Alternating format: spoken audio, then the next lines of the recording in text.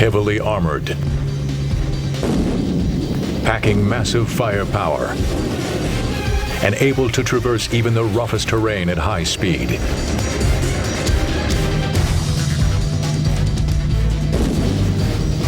Today's frontline battle tanks are the most fearsome of weapons. In modern land warfare, tanks lead the charge.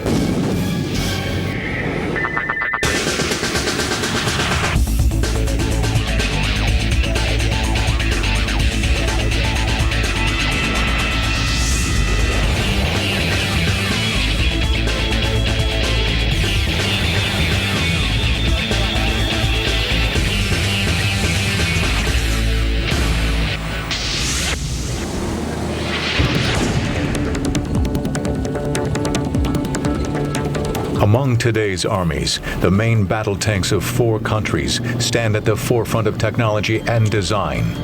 The British Challenger 2, the American M1 Abrams, the French Leclerc, and German Leopard 2.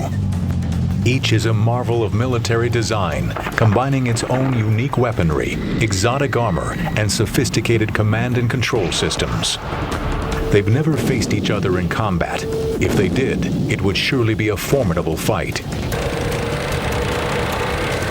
From Britain, the Challenger 2, a highly reliable and extremely capable heavy tank. The Challenger 2 is the latest main battle tank produced by the pioneers of tank design. The British Army first introduced tanks to the battlefield in 1916 and have played an important role in their development ever since.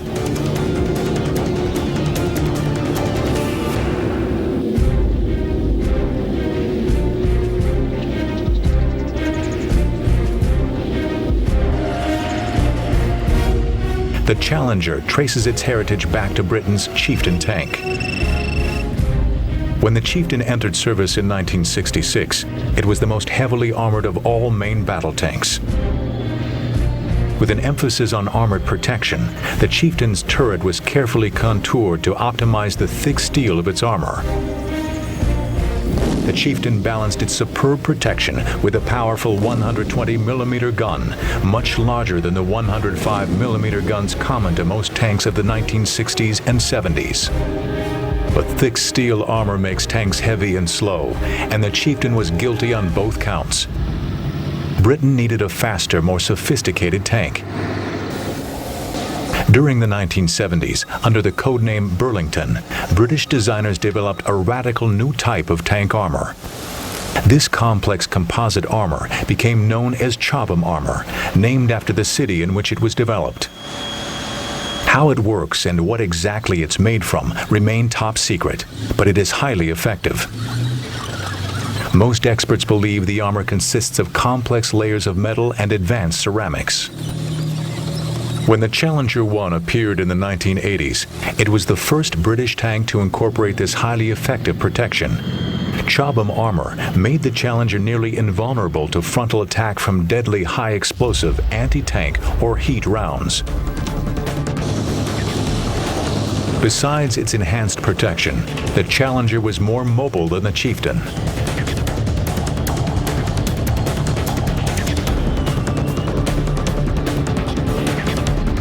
A 1,200 horsepower diesel engine and advanced suspension system gave the tank a top speed of 35 miles per hour and a smooth ride despite obstructions in rough terrain.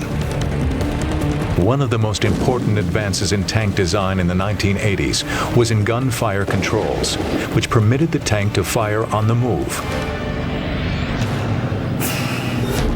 The heavily armored turret of the Challenger weighs 20 tons, yet it must be moved with extreme precision to hit targets a mile or more away. In 1994, the Challenger 2 entered service in the British Army. The Challenger 2 has over 150 improvements to its predecessor, the Challenger 1, and many entirely new features, such as its turret design. The Challenger 2 has even more sophisticated fire controls than its forerunner. A digital fire control computer controls the commander's sight, the laser rangefinder, and thermal imaging system for unprecedented accuracy. The Challenger 2's stabilized 120mm gun can fire a wide variety of munitions. Britain has a long history of supplying tanks to foreign armies. But many armies in the developing world cannot afford highly complex and expensive tanks. Besides producing the Challenger for the British Army, Elvis Vickers also designed less sophisticated tanks specifically for export.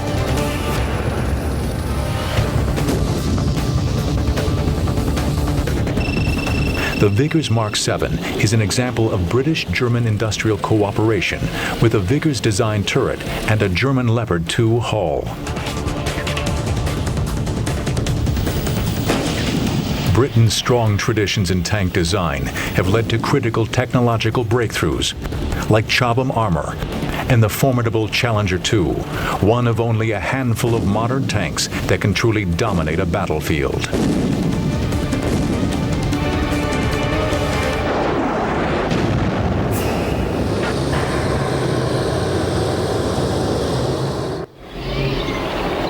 Across the hot, dusty prairies of Texas, the U.S. Army wages mock combat in one of the world's most formidable tanks, the M1 Abrams, named after the legendary General Creighton Abrams. General Abrams is known for his hard-charging leadership of the 37th Tank Battalion during World War II. Today, American tanks are much more powerful, better protected, and much faster than the Sherman tanks that Abrams commanded. The Sherman was armed with a rifled 75mm gun, with just one-third the force of the 120mm smoothbore gun found on the M1 Abrams.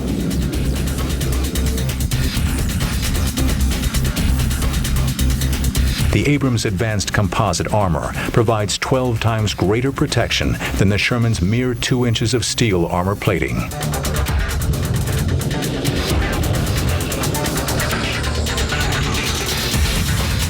At 25 miles per hour on roads, the Sherman was fast for its day.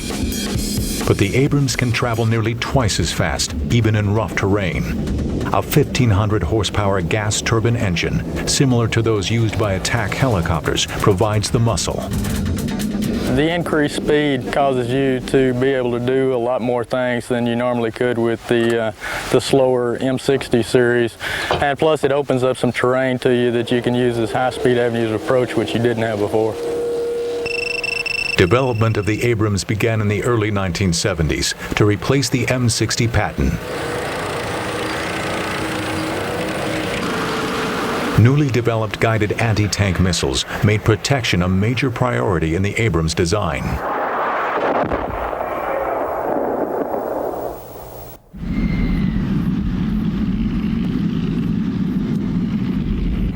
Advanced composite armor, similar to Britain's Chobham armor, was used to counter the missile threat and gives the Abrams its distinct slab-sided appearance.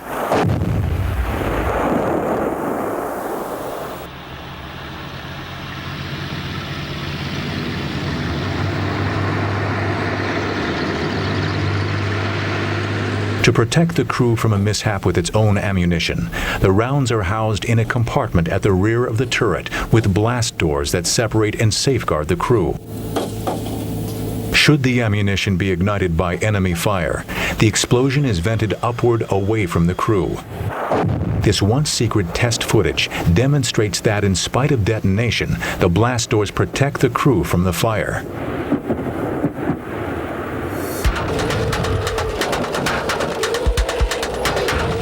While crew survivability was at the center of the Abrams design, additional attention was put toward making the tank more fightable.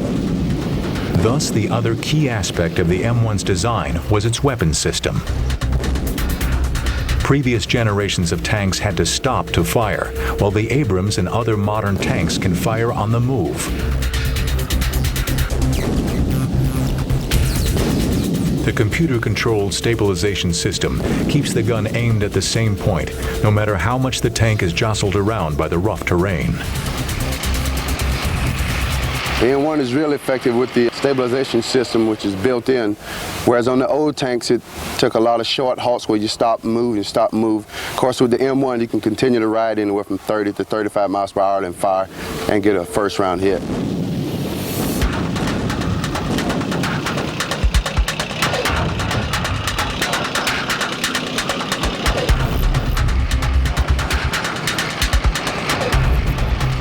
Several systems are employed to ensure the accuracy of the gun.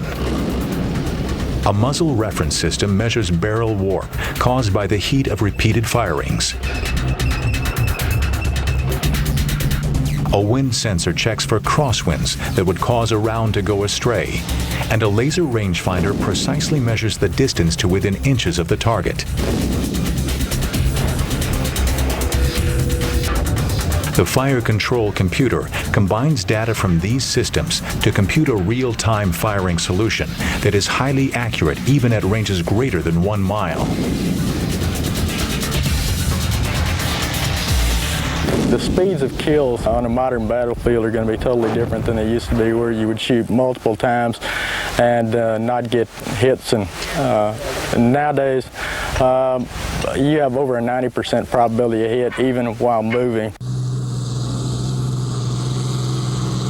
Modern electronic systems simplify the work of the tank crew. But to survive in today's fast-paced battles, tankers must hit their targets much faster and with greater accuracy than ever before. Training stresses the need for both speed and accuracy.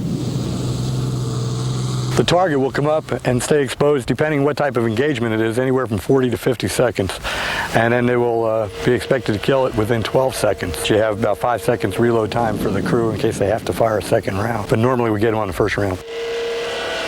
The Abrams gun sight employs a thermal imager, able to sense the minute temperature differences between man-made objects like tanks and the natural environment. This enables them to identify enemy tanks at night or when they are hidden by smoke or camouflage. Innovations in tank design since World War II allowed tank crews to drop in size from 5 men to 4. We have a driver. His basic job is to seek positions. That's in the process of handling the driving portion. And we have the loader. He basically take care of the aerial watch and also the rear section of the tank. And we have the gunner.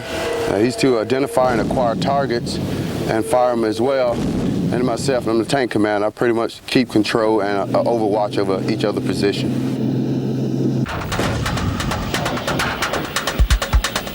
The Abrams proved itself an invaluable weapon during Operation Desert Storm in 1991 and led the charge into Baghdad during Operation Iraqi Freedom in 2003.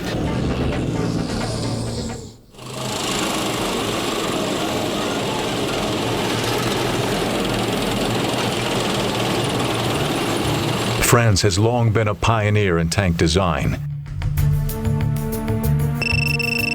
The Renault FT-17 tank was the first true modern tank, with its main weapon located in a fully traversable turret.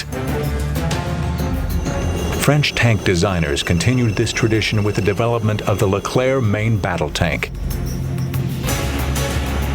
Named in honor of Marshal Philippe Leclerc, who led the Free French 2nd Armored Division in the liberation of Paris in 1944.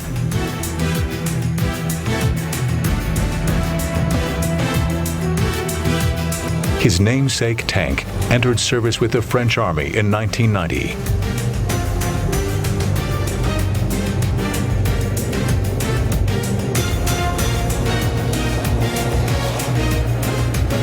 The Leclerc has a traditional turret design, but incorporates many advances in its fire control system.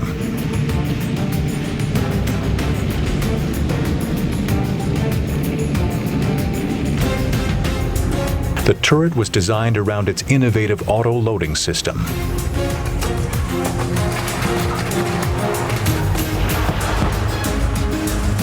The smoothbore 120mm gun uses the same rounds as those used in the German Leopard and the American Abrams tanks. The long gun of the Leclerc provides the rounds a higher muzzle velocity, affording a greater range. The Leclerc has a traditional turret design, but incorporates many advances in its fire control system. The turret was designed around its innovative auto-loading system. The smoothbore 120mm gun uses the same rounds as those used in the German Leopard and the American Abrams tanks. The long gun of the Leclerc provides the rounds a higher muzzle velocity, affording a greater range.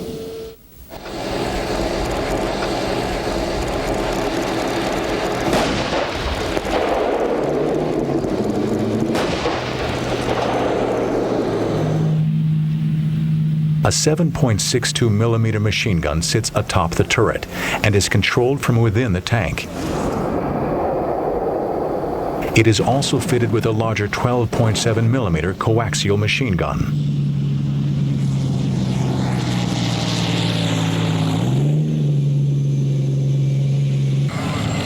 The Leclerc's fire control system can track 6 targets at once, providing real-time imaging from all the tank's sensors and sights. This system can be operated independently by the gunner or the commander.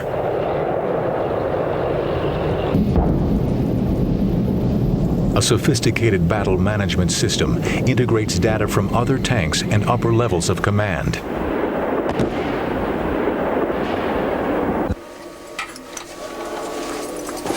Tank crews no longer communicate simply by radio, but exchange critical information through digital data systems. The Leclerc was designed around a centralized computer architecture. In battle, the Leclerc is in constant communication with other armored vehicles in its unit. This allows the crew to be aware of the precise location, fuel status, remaining ammunition, and other relevant information for each vehicle in their battle unit.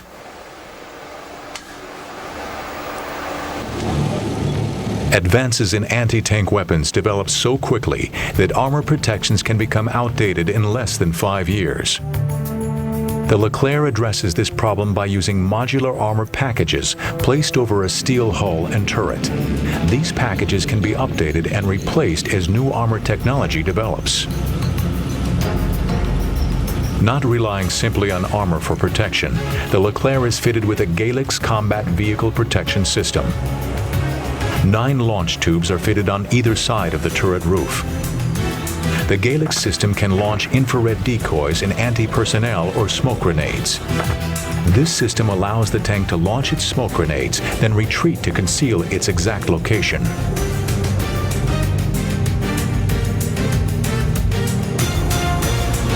One of the key differences between the Leclerc and other contemporary tanks is its replacement of a human loader with an automatic loading system, reducing the crew size to 3.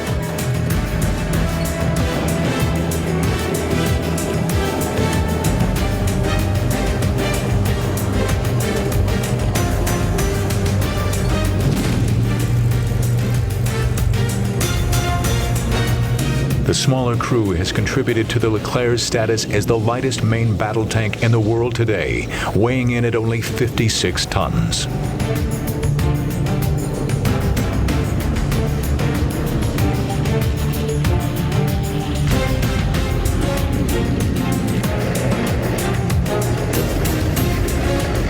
Le char est un des maillons essentiels de cette politique. Le char Leclerc, en 1991, sera capable à la fois de percer tous les chars existants sur le champ de bataille, mais également sera susceptible de répondre aux menaces des agresseurs adverses.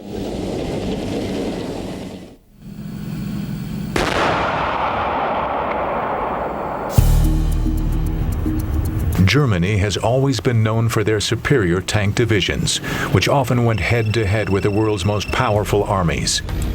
Integrating advancements in firepower and armored protection, Germany's latest development in tank design is the fearsome Leopard 2.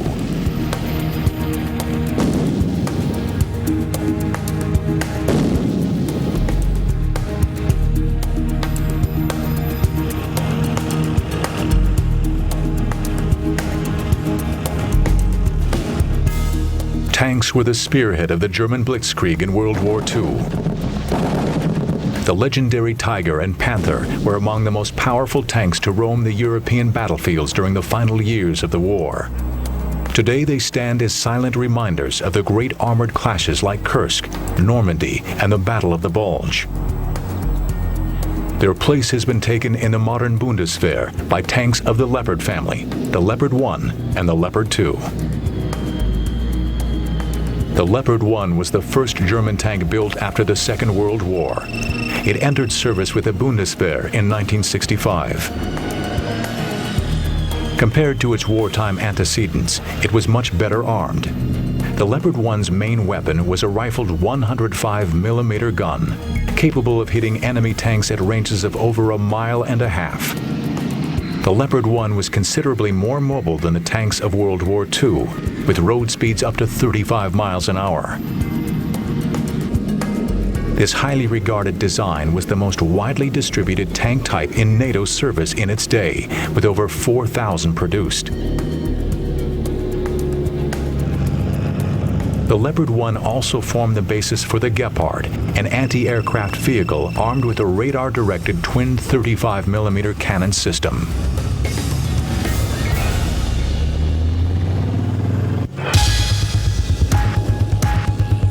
In the 1970s, the German Army began development of a new generation tank called the Leopard 2. Though sharing a common name with its predecessor, the Leopard 2 was in fact a whole new design and considered by many to be the best tank built today. Like the Abrams and Challenger 2, the Leopard 2 is protected by a thick hide of third-generation composite armor. The use of reactive armor atop the turret provides the Leopard 2 superior protection to the latest in top attack anti-tank munitions.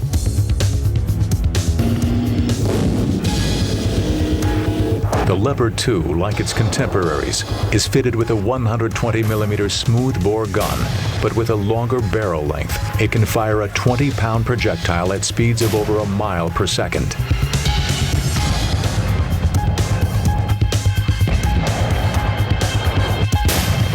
Precision is ensured by a laser rangefinder and a sophisticated stabilization system. The Commander's stabilized panoramic periscope is slaved to the tank's fire control system. This allows the periscope to be used to aim the tank's weapons.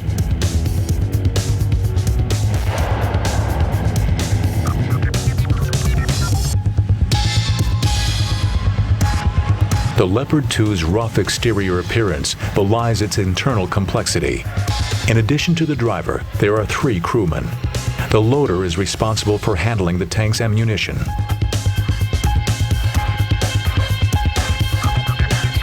The gunner aims the 120mm gun and operates the fire controls. And the commander acquires targets and directs the rest of the crew in their duties.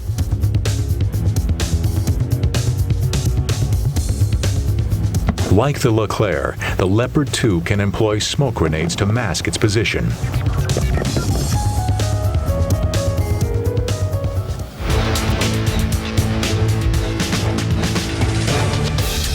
Despite the technical sophistication of modern tanks, the life of a tank crewman is arduous. There is ammunition to be loaded and a host of other chores to keep a machine like the Leopard 2 in good operating condition. Tanks are also expensive to operate, even in peacetime. A tank will wear out a set of tracks every 2,000 miles, and they cost over $50,000 to replace. Modern tanks are too heavy to be made amphibious, so rivers are a major obstruction. To circumvent this problem, the Leopard 2 can snorkel underwater with the crew sealed inside the vehicle, employing a special tube to provide air to the engine and crew. High speed makes a tank difficult to hit during combat. The Leopard 2 can attain cross-country speeds up to 45 miles per hour, with its torsion bar suspension dampening the jostling of rough terrain. The Leopard 2, perhaps the best combination of armor and firepower on today's battlefield, proudly carries on Germany's excellence in tank design.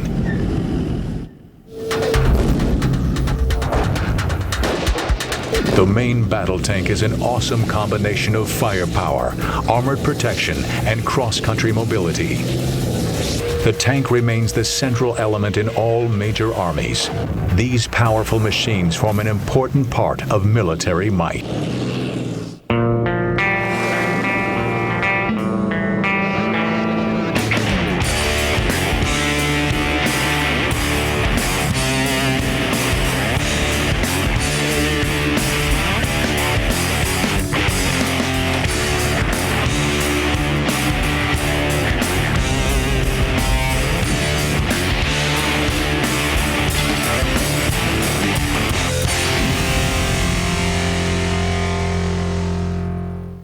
It was an event that